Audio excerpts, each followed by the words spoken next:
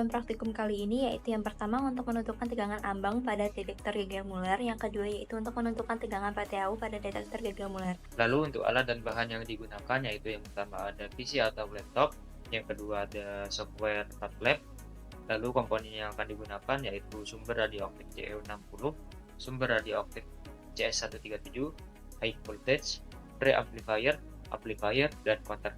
Lalu yang selanjutnya itu ada dasar teori. Detektor Geiger Muller merupakan perangkat yang sering digunakan untuk mengukur maupun mendeteksi berbagai sumber radiasi seperti partikel alfa, beta, maupun gamma. Pada saat radiasi pengion seperti partikel alfa, beta, maupun gamma memasuki tabung, maka dapat mengionisasi molekul gas pada tabung. Proses ini akan menghasilkan pulsa listrik pada kawat yang terhubung oleh elektroda dan pulsa akan terhitung. Setelah pulsa listrik terhitung, ion akan netral kembali dan Geiger counter siap untuk menghitung pulsa listrik yang lain. Pada penggunaan detektor Geiger Muller yang paling efektif pada saat tegangan berada pada saat daerah plateau.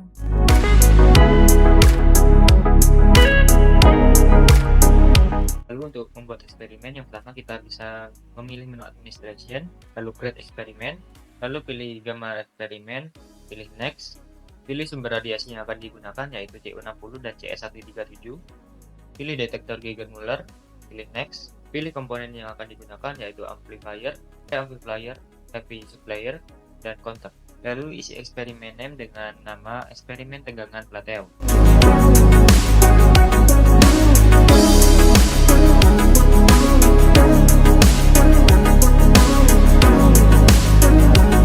Setelah semua komponen telah dipilih, kita bisa mengecek kembali semua komponennya. Jika sudah benar, kita bisa klik finish.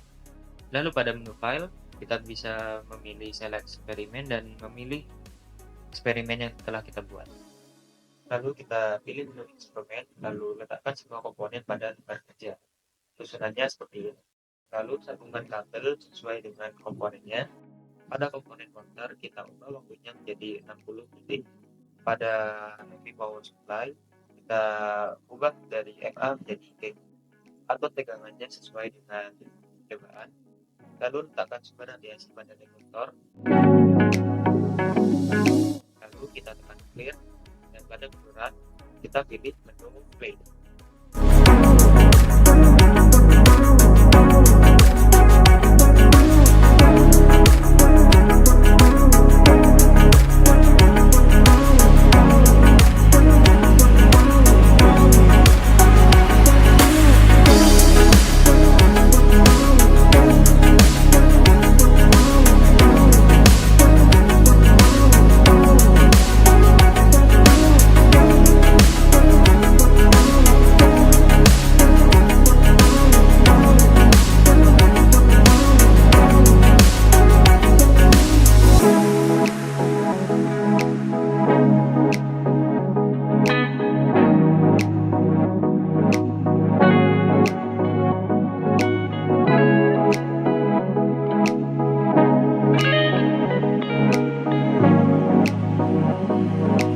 Lalu untuk mengolah data, kita bisa menggunakan tabel seperti ini. Lalu untuk membuat rata-rata, kita bisa menggunakan kode sama dengan average, lalu pilih kolom yang akan kita rata-rata. Selanjutnya untuk membuat grafik, mudahnya kita bisa menggunakan tabel baru dengan format seperti ini. Lalu untuk membuat grafiknya sendiri, kita bisa memblok tabel yang akan dibuat di grafik. Lalu ada menu insert, gunakan grafik yang ini. Lalu untuk membuat keterangan pada grafik, kita bisa menggunakan menu plus, lalu centang pada axis titles dan data labels.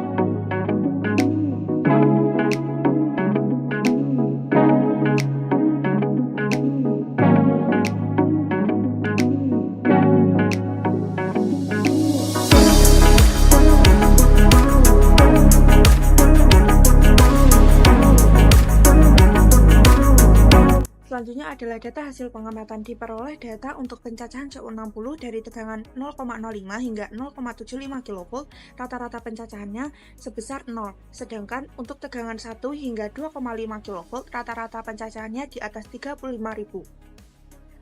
Lalu untuk pengukuran nilai pencacahan CS137 dari tegangan 0,05 hingga 0,75 kV diperoleh rata-rata sebesar 0. Untuk tegangan 1 hingga tegangan 2,5 kV, rata-rata pencacahannya di atas 10.000. Berikut ini merupakan 3 grafik dari nilai rata-rata pencacahan CO60, nilai rata-rata cacahan CS137, dan nilai rata-rata cacahan CO60 digabung dengan CS137. Selanjutnya tegangan awal atau starting voltage. Nah, tegangan awal atau starting voltage ini merupakan tegangan yang paling kecil yang diberikan pada sistem detektor untuk melakukan proses pencacahan, terlepas dari apakah pencacahan itu langsung terdeteksi ataupun belum. Dalam hasil percobaan ini, tegangan awal yang diberikan adalah 0,05 kV. Nah, tegangan tersebut itu belum menghasilkan hasil cacahan atau masih bernilai 0 baik dalam sumber radiasi CO60 maupun CS137. Nah, meskipun demikian nilai 0 tetap dihitung sebagai hasil data pengukuran. Dengan demikian starting voltage itu tidak ditentukan berdasarkan kapan pertama kali sinyal itu terdeteksi, melainkan kapan tegangan pertama kali diterapkan. Nah, kemudian ada threshold voltage atau batas ambang. Ini merupakan tegangan minimum di mana detektor mulai memberikan respon nyata terhadap partikel radiasi yang masuk. Hal ini ditandai dengan hasil pencacahan yang bukan 0. Berdasarkan hasil pengamatan, pencacahan itu mulai terdeteksi secara nyata pada tegangan 1 kV. Pada tegangan sebelumnya, yakni tegangan 0,05 kV sampai dengan 0,75 kV, hasil pencacahan itu masih bernilai 0. Hal ini menandakan bahwa belum adanya pulsa yang cukup untuk diolah oleh pencacah. Selanjutnya dibahas mengenai plateo region. Plateo region merupakan rentang tegangan saat jumlah pencacahan relatif stabil meskipun tegangan yang diberikan terus meningkat. Dalam percobaan ini, plateo region terjadi pada tegangan 1 hingga 2,5 kV. Telah dibuktikan dalam grafik sebelumnya bahwa nilai rata-rata pencacahan dari 1 hingga 2,5 kV itu nilainya juga cenderung stabil dan konsisten. Hal ini karena setiap partikel radiasi menghasilkan pulsa yang sama akibat adanya ionisasi yang terjadi di dalam tabung itu sendiri. Dengan demikian, pencacah bekerja secara akurat pada daerah ini.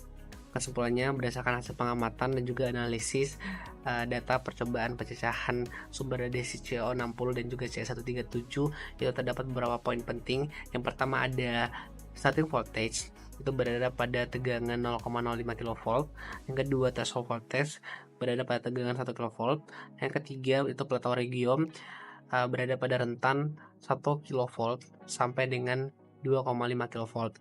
Dengan demikian, percobaan ini menunjukkan bahwa pengaturan tabung detektor itu sangat penting dalam operasi detektor radiasi. Dari praktikum yang telah kami lakukan diperlukan ketepatan dan keakuratan data, maka sebaiknya praktikan menguasai prinsip dasarnya dan cermat dalam mengambil data. Berikut merupakan referensi yang kami gunakan dalam praktikum ini. Sekian dari kelompok 3. Terima kasih.